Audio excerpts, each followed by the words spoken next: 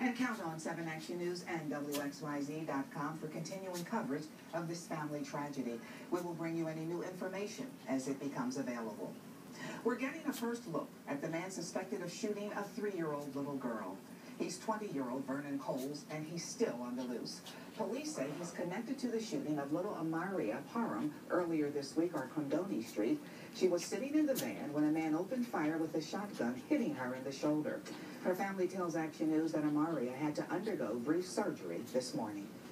Well, the West Nile virus has turned deadly now in Michigan. A woman between the ages of 75 and 85 is the state's first victim. She's from Washtenaw County and had been healthy before being hospitalized for viral meningitis. West Nile can cause neurological illnesses like meningitis and encephalitis. And the whole country really is fighting an outbreak of this disease. Nearly 700 confirmed cases of West Nile in humans have been reported this year, including 24 here in Michigan. 26 people have died nationwide.